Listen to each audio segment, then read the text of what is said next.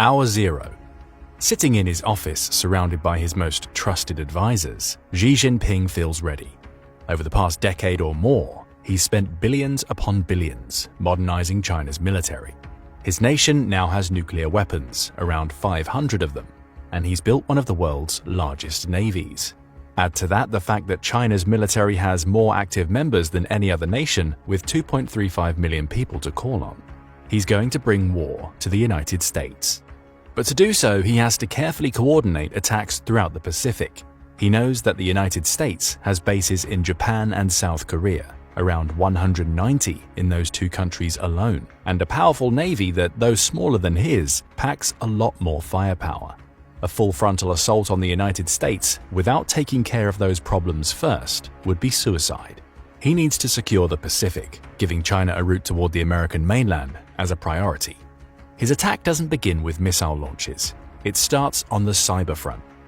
For years, China has been working on cyber technology that would allow it to hack into American infrastructure and military defense systems, limiting America's response to an attack in the process. On occasion, China gets caught out. In December 2023, for instance, the United States conducted an operation to disrupt a network of small office home office or SOHO routers that China had taken control of using the KV botnet to mask its hacking activities.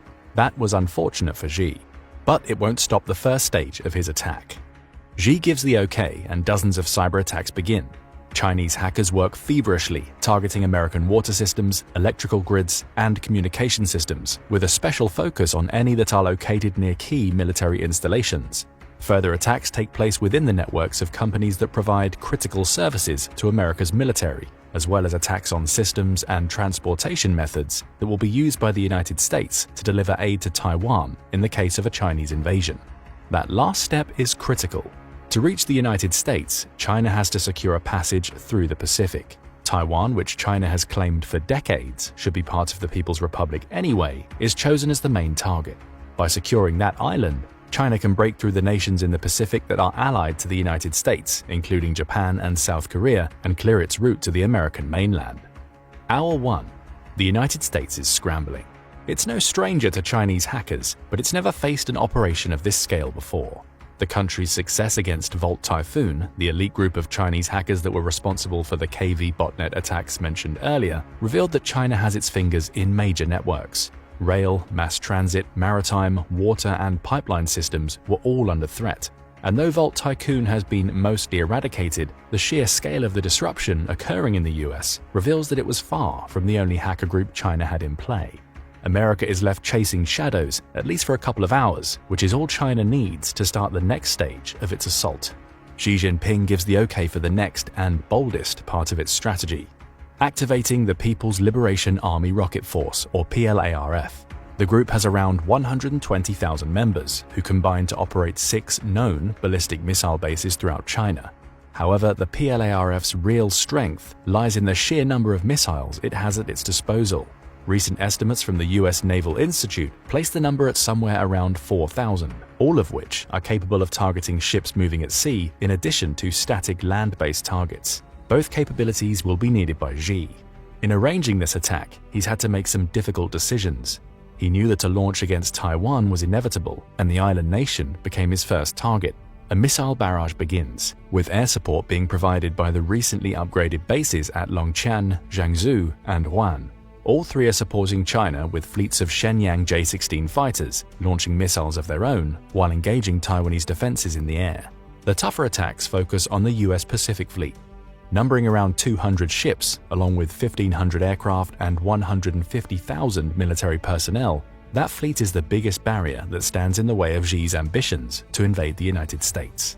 It covers almost half of the world's surface, stretching from Antarctica to the Arctic Circle, taking in the Pacific Ocean and the Indian Ocean in the process.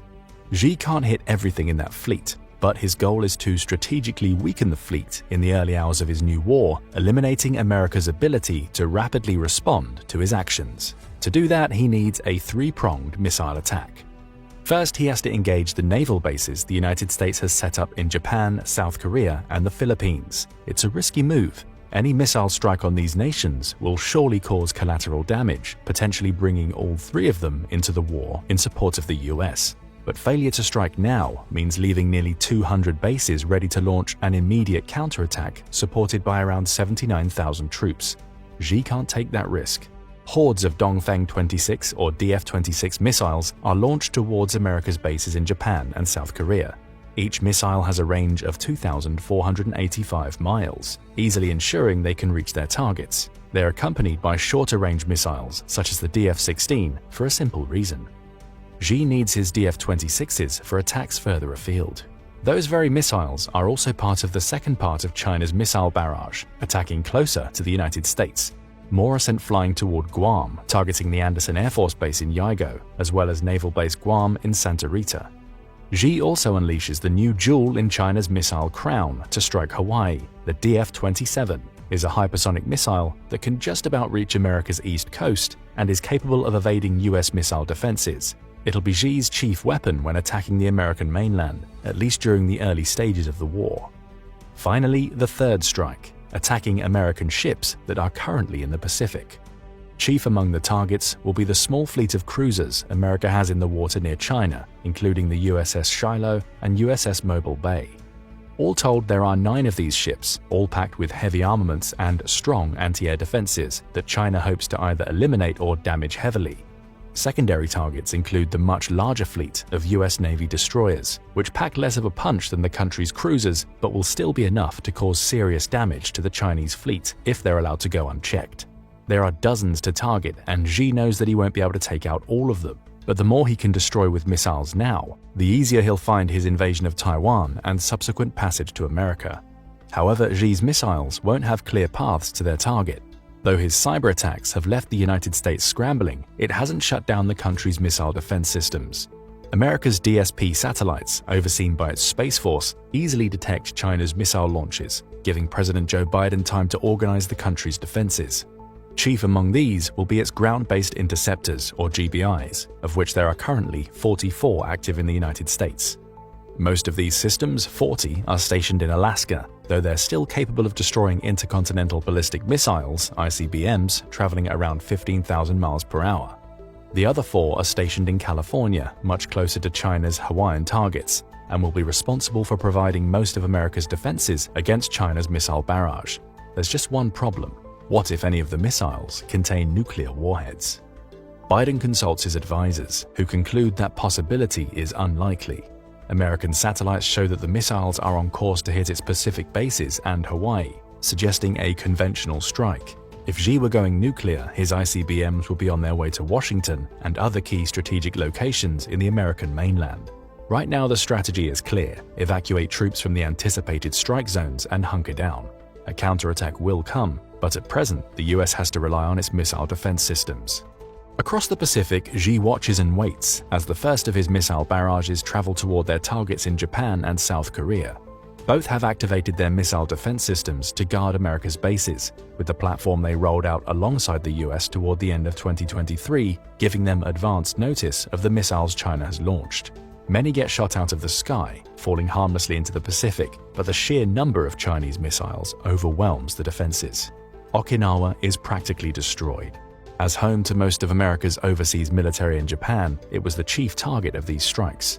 At the Kadena Air Base, missiles rained down on F-15 Eagle fighters, E-3 Sentry planes, and KC-135 Stratotankers. The latter are especially important targets. They'll limit America's ability to refuel its aircraft in the air, restricting them to using the bases that China is so steadfastly attacking. The strike could be considered a success, killing thousands of American troops in the process. But Xi knows the bases aren't fully out of commission. He can't launch a ground-based invasion just yet, meaning the surviving crews at these bases will be able to rebuild quickly enough to continue to serve as launching points for the US Air Force. That's okay. He only needs them down for a few days. More missiles make their way toward cruisers and destroyers that the US has stationed in the Pacific. These ships are a little harder to strike, not least because they're not remaining still. Orders from American command have told all to start moving in erratic patterns, hoping to send Chinese missiles off course in the process. The tactic works in some cases, though not in others. China is successful in cutting down about half of America's cruisers, as well as several dozen destroyers. Again, a qualified success for Xi. A few minutes later, China's DF-27 and DF-26 missiles are drawing nearer to Hawaii. Dozens are shot out of the sky by California's missile defense systems, but they can't provide complete coverage. Many more break through, striking ships including the USS Frank E. Peterson and USS Hopper. Xi had hoped his strike would also take out at least some of the 13 submarines stationed in Hawaii, but no such luck. Even with his cyber attacks wreaking havoc, the commanders and crews of those submarines received orders to submerge underwater, safe from the missile barrage, until the US was ready to fight back. By the end of the first few hours of the conflict, China has expended nearly a quarter of its 4,000 missiles. It has wreaked devastation on the American bases in Asia, though at the cost of drawing Japan and South Korea into Xi's war. America's Pacific Fleet has been severely weakened, with Xi's cyber attacks also limiting the speed in which the US can respond to what he's going to do next. The strike's success wasn't total, but it was enough. Day 2. Having bought himself some time with his attack on the United States, leaving his main enemy in a temporary state of disarray, Xi can focus on his immediate target, Taiwan. China has spent the last day battering Taiwan with short-range missiles. The barrage has been successful in taking out several targets, including the smaller islands surrounding Taiwan, but it's also faced a steadfast defense from the US-made Patriot air defense system stationed on the island, as well as Taiwan's own Skybow surface-to-air ballistic missile defense systems. Still, the barrage will have to end soon, if only because Xi wants to send ground troops in to take the island. He can't risk killing his own people in friendly fire situations. After a 24-hour bombardment in which China expends hundreds of missiles, Xi assesses the damage he's caused. Crucially, his attacks on America's overseas bases, as well as America itself, will delay its navy in reaching the Taiwan Strait, and the missiles he's fired at Taiwan have severely weakened its naval defenses, while fighter planes from Longqian, Jiangsu, and Huan keep the country's air force occupied. He feels ready to start landing troops on the Taiwanese mainland, but therein he finds a problem. His landing options are limited. That's partially due to the actions of Taiwan's president, Tsai Ing-wen. She's been preparing for an attack from China for several months, especially in the wake of Beijing growing bolder by conducting military and naval operations in the Taiwan Strait. As soon as the missiles started flying, Tsai sent orders to defensive positions on both sides of the island. To the east, Taiwan benefits from having an extensive network of cliffs. Tsai anticipates that Xi will look to blockade that side of the island with his navy, but is unlikely to launch a full invasion from the east. Still, soldiers are placed on alert, telling them to prepare to fight against ground troops that might try to climb the cliffs, which have gradients of at least 15%. If need be, those troops will receive orders to destroy the routes built through the cliffs that lead to the mainland.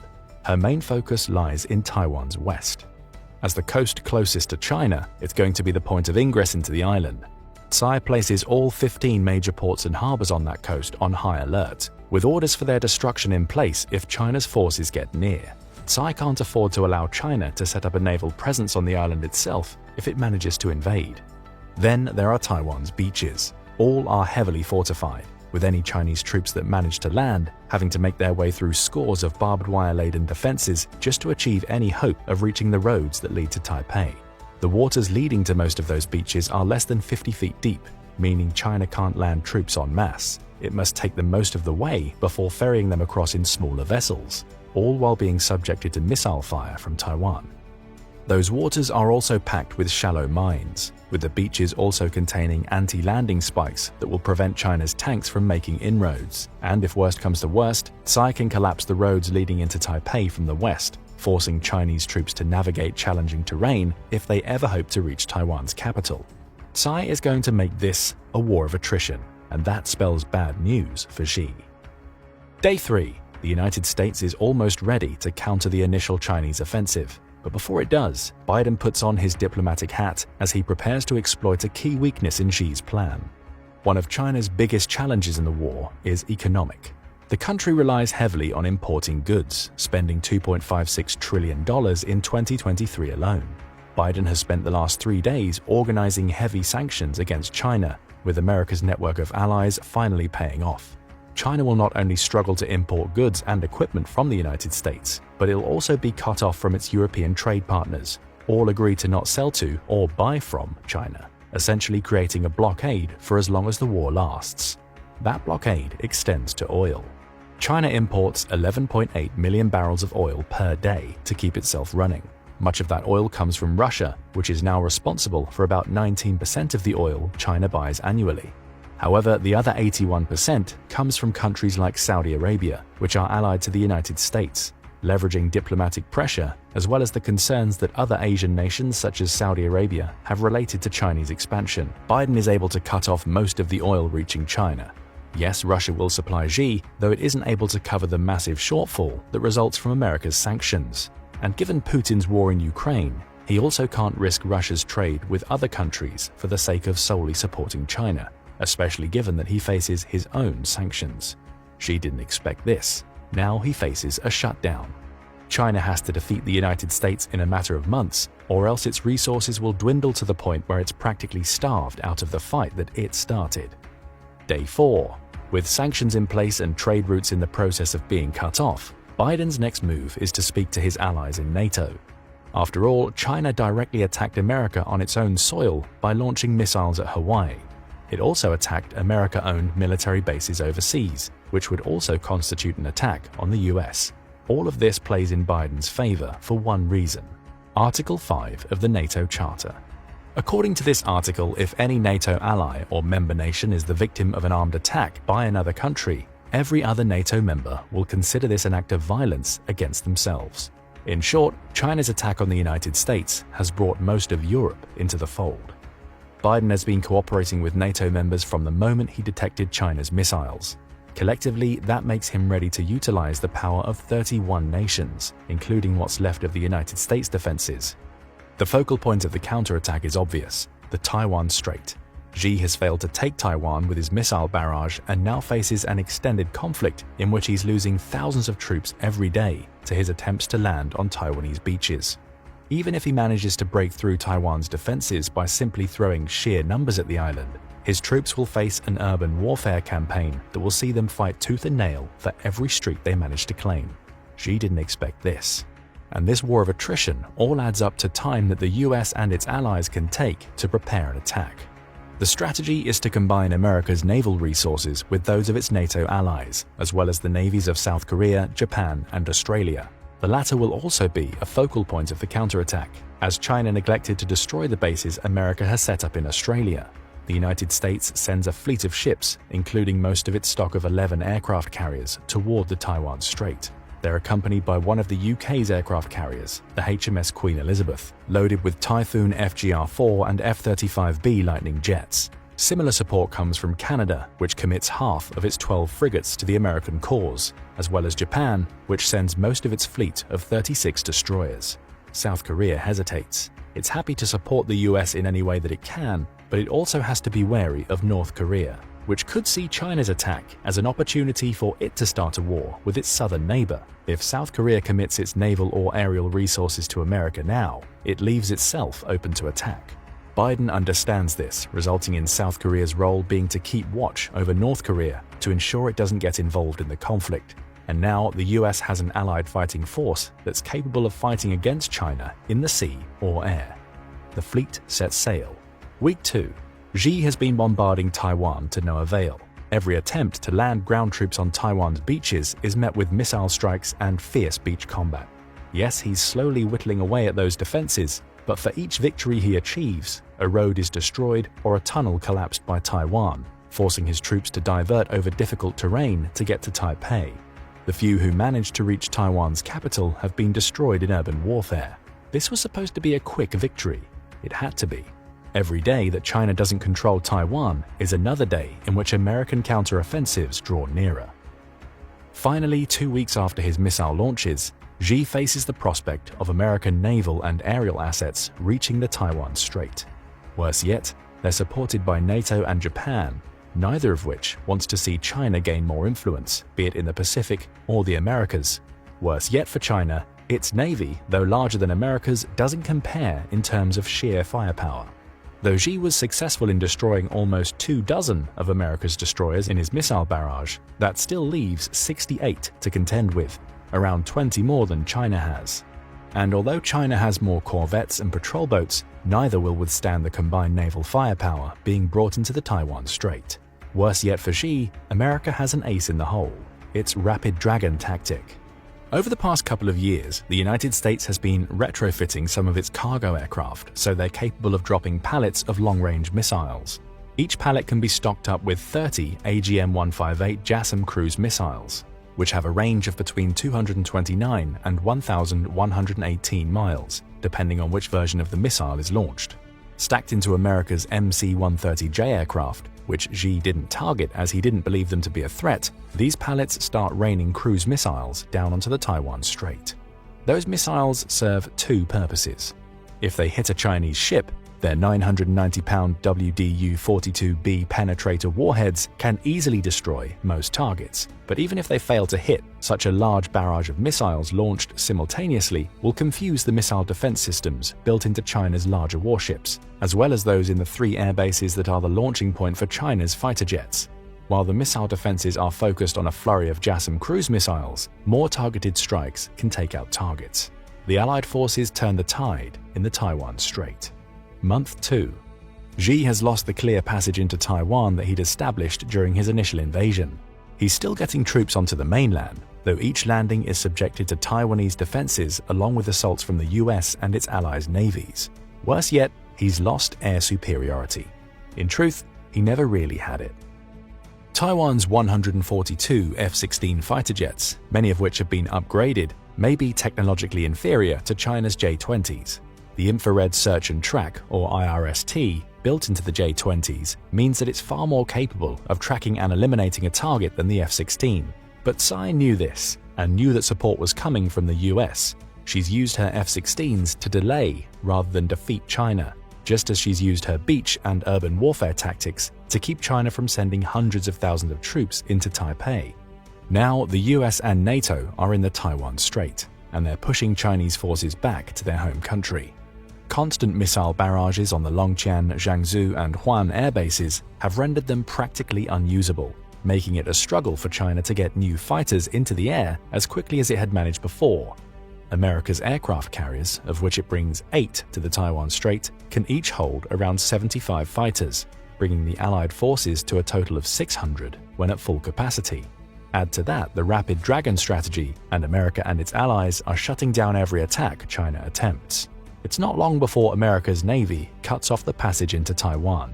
Cut off from their target, China's naval and air forces begin a retreat, leaving the few thousand Chinese troops still in Taiwan stranded. They'll be picked off by Taiwan's forces in Taipei, assuming they get there. And with the US now firmly entrenched in the Taiwan Strait, it's able to land troops on the island's beaches to attack the remnants of China's forces from the rear.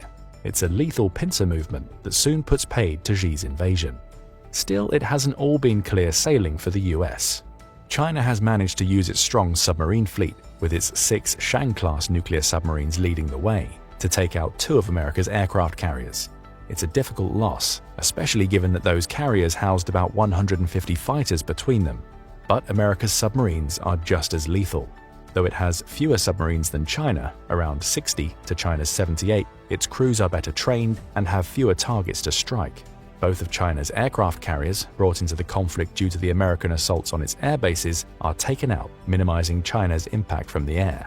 Xi has to face a very real possibility. He's about to lose this war.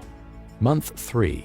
China has stubbornly refused to give in to the overwhelming force being applied to it. The country's navy lies in tatters, with only a fleet of patrol boats guarding its coast to back the few corvettes and frigates it has left. Xi has called his ships back, anticipating an invasion by the United States into the Chinese mainland. Xi has failed to take Taiwan.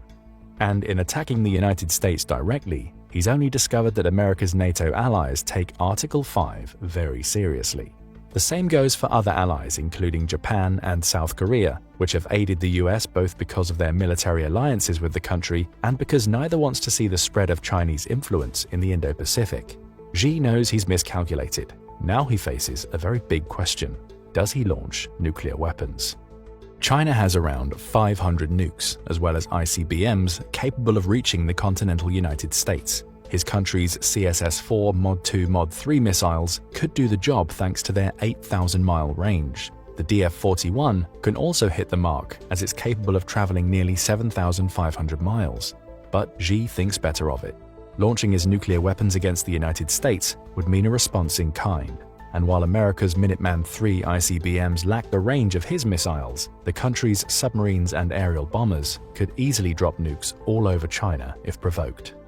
Ultimately, China is forced to capitulate, though its military would prove a strong match for the United States alone and could even have the potential to defeat its American counterpart. It simply can't stand up to such a powerful united front. Taiwan proved stronger than Xi expected, with his failed invasion meaning plans to reach the American mainland never got off the ground. And with most of Europe, thanks to NATO, gunning for him, he can't escape the fact that he's been overwhelmed. Add to all of this the effects of the sanctions and trade blockades America created within days of him starting his war. They've slowly sapped the morale of the Chinese people, resulting in them being ready for surrender. America wins the war, but it's a win that came at a cost. It will take the US years to rebuild its war-torn navy, and along with its NATO allies, it will be heavily involved in imposing military restrictions on China for years to come. However, it's proven the impact that its cooperative approach to defense can have in a battle against one of its greatest rivals, putting any other major military power that might dare to attack the US on notice in the process. Of course, this is just one of many potential scenarios that could play out if China and the US went to war. It's also optimistic in favor of the US. But what could China do to prevent this series of events from happening? Would they happen at all, or do you think the US may struggle to receive the support it needs from NATO and its allies in Asia? Tell us what you think in the comments below.